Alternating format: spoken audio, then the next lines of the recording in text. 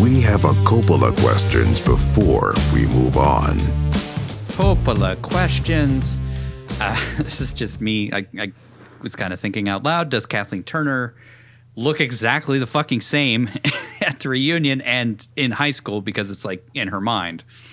Yeah. Or was that just like the makeup was supposed to be light? So I don't know. I guess like it's cheaper to do it that way. And I kind of expect, I think a modern movie would have done a shot or a mirror shot or something of a younger version of her that other people are seeing. And we're just seeing the older version of her because that's what she sees herself. Yeah, but I guess it was just sort of implied because everybody recognized her. And so obviously she doesn't look like a 40-year-old woman to them. Yeah. So. Yeah, I think it's funny. Like we're supposed to think of her as like a 17-year-old. Yeah. But she's older than her mom. Yeah. So was Charlie trying to kill Peggy Sue with that pillow or what? What the fuck was that? Yeah. And does she know about it? Why does she want to take it back if he tried to kill her?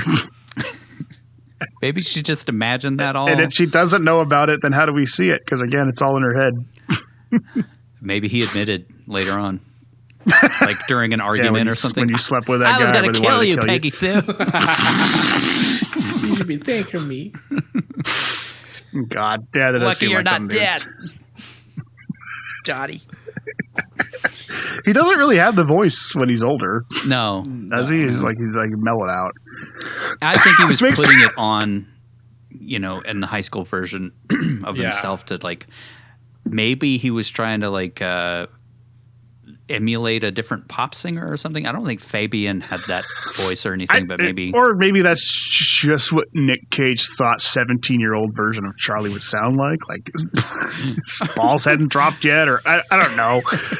Or he was just awkward and a goofy nerd and he grew out of it, but not really because he's just a skeezy appliance salesman. I don't know. It felt to me like it was just that's what everybody's awkward when they're a teenager, and he was really playing it up for some reason that we know nobody liked but him. Yeah. And then he, you know, it would be stretching the bounds of imagination to imagine the 45-year-old version of him still making that sounding like that, but I don't know. Yeah.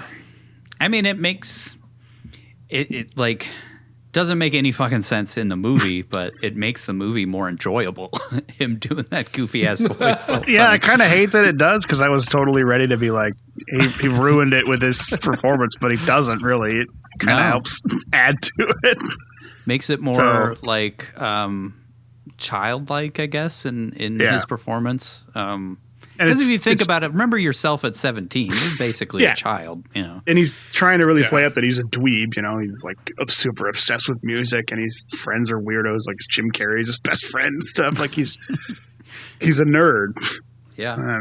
And potentially, like if you think about him actually being into Stravinsky, there's probably a lot more to him beyond the character that we see. Well, there's also the part when they're at the makeout party or whatever, where he's like obsessing over baseball players or something. He's talking about pitchers that went on to do something, and like he's just 20 game winners, and he's just name dropping like tons of different players and stuff. So it's like he's obviously geeking out about other stuff other than music, but still, he's got that kind of geek tendencies. Mm-hmm. Yeah, that was an interesting part because they're all talking about sex. Yeah. And like who's easy, like what chicks are easy at school, and he's going on about like baseball cards or whatever the fuck. He's going off about the Detroit Tigers or whoever, or White Sox or whatever. Yeah. I think it was the Tigers, which makes me wonder if this was supposed to be set in Michigan or something. Because they never say. I think it's supposed to be like anywhere USA. No, it's obviously California though. They did a lot of that in the 80s with like the 50s, like callbacks to the 50s of like, well, it could be anywhere in America at that time. Mm-hmm. Anywhere that has palm trees. Yeah. And sound stages that look exactly like the Valley. How did Charlie know where Peggy Sue's grandparents lived and the lodge and all that stuff? Like, how did he get there? Yeah, I mean, sure, he drove, obviously, but... Maybe he asked her parents. Why did he go there in the first place? Like, why? Well, he says that he got the locket, the picture of her as a baby from his mom or her mom. So maybe he went to her mom and was like, I really need to talk to Peggy Sue. Where is she? And she's like, oh, she's out at her grandparents' house. Here's the address. And then maybe he went there and then talked to her grandma, and her grandma told him where the lodge was at. So, you know, I guess all the hoops you had to jump through when Google Maps didn't exist.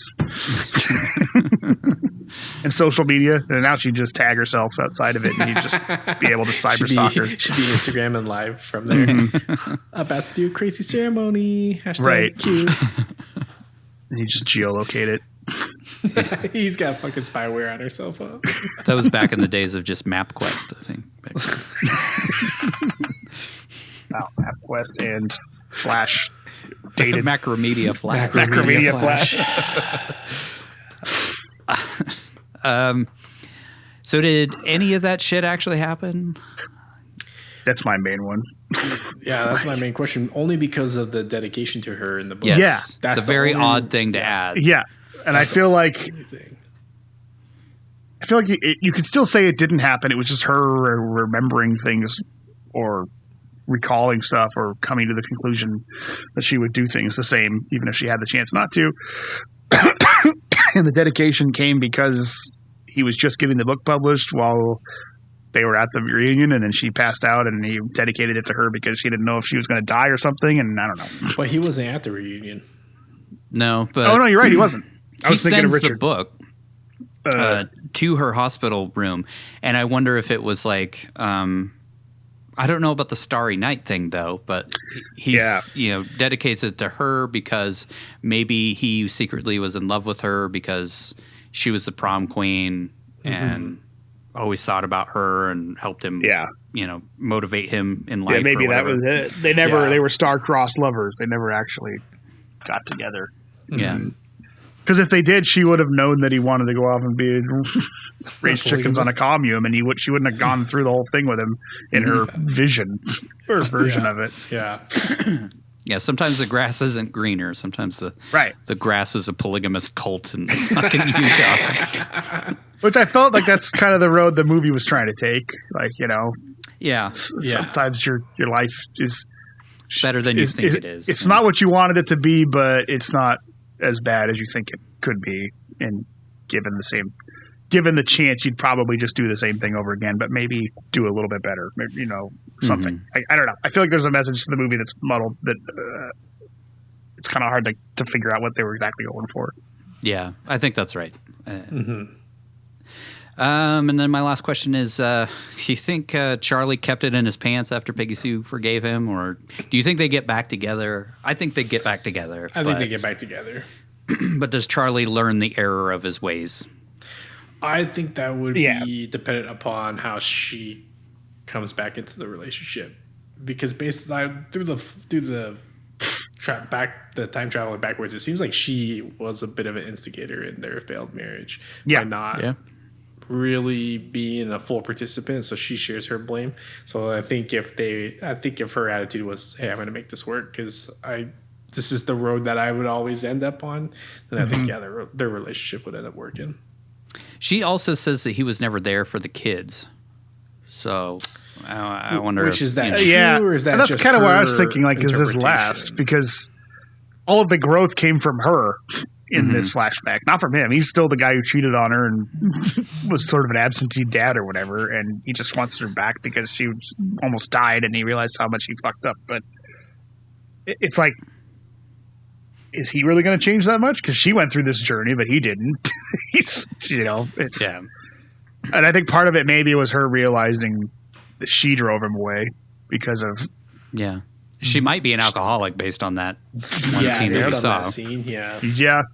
Or maybe it's like she was not happy and hadn't been happy since they had kids.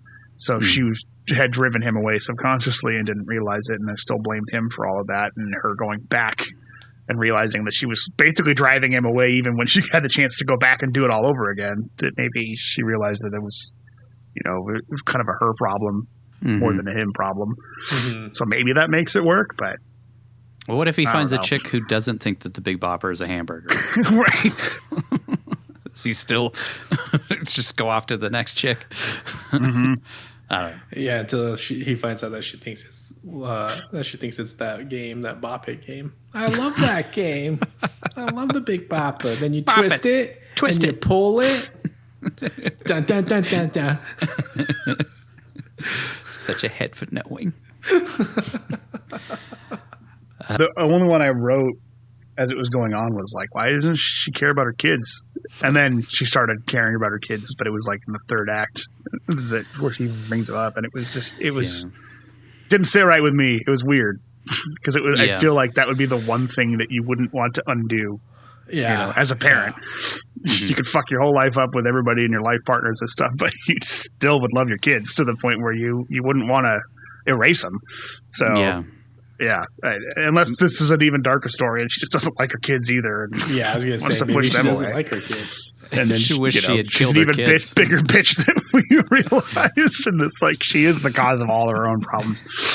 But I don't think that's projecting with the pillow. It's like, I wish I could have done that to my kids. Oh boy, Jesus. but yeah, it seemed weird to me. And then it was like, oh, she finally brings it up when she's talking to Richard about like, I miss my kids and that that life. But she's still, even after that moment, says she doesn't want to do with it. Charlie to to have the kid. But then she does. I don't know, like, because that's her birthday night that they end up sleeping together in the barn. So maybe it was like, or the greenhouse or whatever.